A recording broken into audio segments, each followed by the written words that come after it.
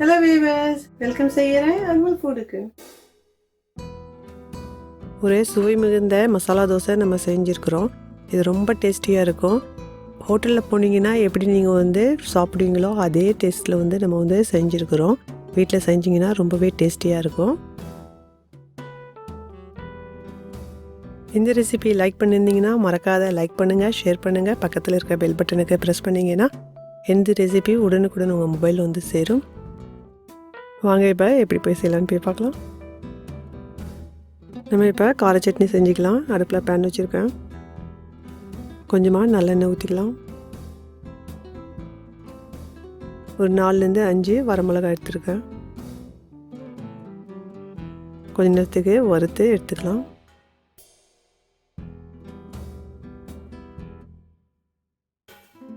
ஒரு 8-10 சின்ன வெங்காயம் எடுத்துருக்கேன்.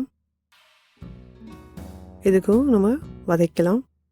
ஒரு 8 பல் பூண்டு எடுத்துருக்கேன். இதுக்கும் வதக்கலாம்.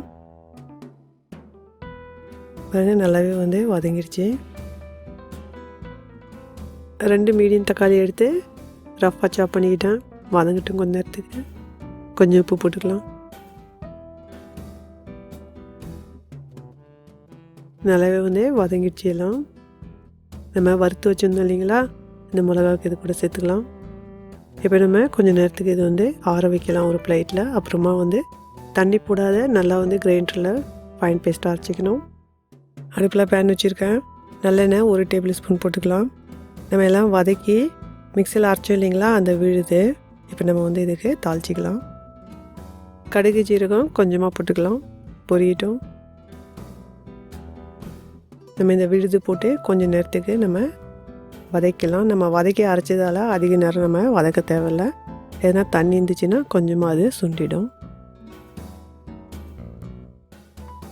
தனியாக இது எடுத்து வச்சிடலாம். அடுப்பில் பேன் வச்சுருக்கேன். நம்ம இப்போ உருளைக்கிழங்கு மசாலா செஞ்சுக்கலாம். தேவையான அளவு குக்கிங் ஆயில் போட்டுங்க. நான் ஒரு 100 ml போட்டிருக்கேன். எண்ணெய்லாம் சூடாயிடுச்சு. கொஞ்சமாக கடுகு போட்டுக்கலாம். 1 டீஸ்பூன் ஜீரகம் அதிகமாக போட்டுக்கலாம், நல்லாயிருக்கும். 2 டீஸ்பூன் கடலைப்பருப்பு, 2 டீஸ்பூன் உளுத்தம்பருப்பு, கொஞ்சமாக கருவேப்பிலை போட்டுக்கலாம். நான் 4-5 பச்சை மிளகாய் எடுத்து கீறி வச்சுக்கிட்டேன். எவ்வளோ தேவையோ காரத்துக்கு ஏற்ப போட்டுங்க. ஒரு 4-5 மீடியம் சைஸு ஆனியனுக்கு நான் இந்த மாதிரி நீட்டு வாக்கில் கட் பண்ணிக்கிட்டேன். இதுக்கு கொஞ்சம் நல்லாவே வதக்கலாம். நம்ம எவ்வளோ ஆனியன் போடுறோமோ நல்லாயிருக்கும் இந்த மசாலா. உப்புமாக்கெல்லாம் வதக்கும் இல்லைங்களா, அந்த மாதிரி நம்ம நல்லா வதக்கணும். நல்லா வதங்கி வந்துச்சு. இந்த ஸ்டேஜில் நம்ம இஞ்சி பூண்டு விழுது போட்டுக்கலாம். மீடியம் ஃப்ளேமில் வைங்க. 1 டீஸ்பூன் இஞ்சி விழுது, 1 டீஸ்பூன் பூண்டு விழுது. பச்சை வாசனை போகிற வரைக்கும் நல்லாவே வதக்கலாம்.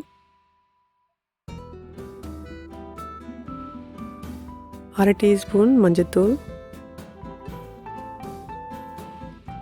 1/4 டீஸ்பூன் பெருங்காயம். நம்ம பெருங்காயம் இதில் சேர்க்கணும், உருளைக்கிழங்கு சேர்த்துருக்கிறதால.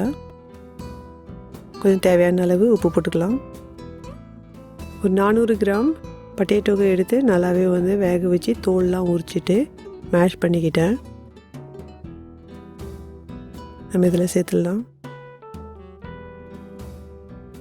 நல்லாவே நம்ம இதுக்கு மிக்ஸ் பண்ணிக்கலாம். நம்ம வெங்காயம் வதக்கக்குள்ள வெங்காயம் வேகலைன்னு நினச்சிங்கன்னா 1 டீஸ்பூன் தண்ணிக்கு தெளிச்சிக்கோங்க. அதிகமாக தண்ணி போடக்கூடாது. பாருங்கள், இந்த மசாலா நல்லாவே கெட்டியாக இருக்கணும். ஏன்னா நம்ம தோசையில் வைக்க போகிறோம். கொஞ்சமாக கரியாண்டர் லீஃப் போட்டுக்கலாம். ரொம்ப பியூட்டிஃபுல்லாக ரெடி ஆகிடுச்சு பாருங்கள். அடுப்பில் தோசைக்கல் வச்சுருக்கேன். வெங்காயத்துக்கு எண்ணெயில் தொட்டு இந்த மாதிரி நம்ம ஸ்ப்ரெட் பண்ணிக்கலாம். நார்மலாக நம்ம யூஸ் பண்ணுற தோசை மாவே தான். தோசைகளில் மாவு போட்டு நல்லா ஸ்ப்ரெட் பண்ணிக்கலாம்.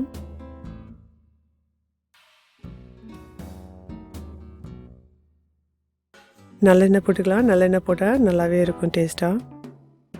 கொஞ்சமாக வாசனைக்கு நெய் போட்டுக்கலாம். பசங்க விரும்பி சாப்பிடுவாங்க. இப்போ நம்ம ஈவனாக ஸ்ப்ரெட் பண்ணிக்கலாம் இந்த மாவுக்கு. நம்ம இப்போ கொஞ்சமாக திருப்பி போட்டுக்கலாம். உள்ளே நம்மளுக்கு வெந்திருக்கணும். பாருங்கள், மேலே நல்லாவே க்ரன்ச் ஆகிடுச்சு. ஒரு 1/2 நிமிஷத்துக்கு இப்போ நம்ம டேர்ன் பண்ணி போட்டிருக்கிறோம். கொஞ்சமாக இதில் நம்ம வேக வச்சிட்டோம்னா நம்ம உருளைக்கிழங்கு வைக்கக்குள்ளே சேஃபாக இருக்கும் நம்மளுக்கு. நம்ம வந்து இப்போ கார சட்னி இதில் வந்து அப்ளை பண்ணிக்கலாம். பசங்களுக்கு நீங்கள் போடக்குள்ள நீங்கள் கார சட்னி எல்லாமே நீங்கள் உருளைக்கிழங்கு மட்டும் வைக்க முடியும். இந்த மாதிரி கார சட்னி போட்டு உருளைக்கிழங்கு வைக்கக்குள்ள ரொம்பவே டேஸ்டியான மசாலா தோசை உங்களுக்கு கிடைக்கும். நம்ம ஒரு பக்கம் மட்டுமே வச்சுருக்கோம். ஒரு பக்கம் வைக்காதால அந்த தோசை வந்து உங்களுக்கு சாகி இல்லாத நல்லா கிரிஞ்சியாக இருக்கும். பாருங்கள் எவ்வளோ வந்து டேஸ்டியான ஒரு தோசை ரெடி ஆயிடுச்சு. இப்போ எடுத்துடலாம். பாருங்கள் நம்ம வந்து ரெஸ்டாரண்ட்டுக்கு போகாதையே ஒரு கிரன்ச்சியான தோசை ரெடி ஆயிடுச்சு. நம்ம வந்து இதில் மசாலா தோசை உள்ளே ஃபில் பண்ணி வச்சு செஞ்சதால் ரொம்பவே டேஸ்டியாக இருக்கும். வீட்டில் நீங்கள் செஞ்சு பார்த்து ரொம்ப நல்லா இருந்துச்சுன்னா எனக்கு காமெண்ட் பண்ணுங்கள். மறக்காத ஃபேமிலி அண்ட் ஃப்ரெண்ட்ஸோடு ஷேர் பண்ணுங்கள். Enjoy your food.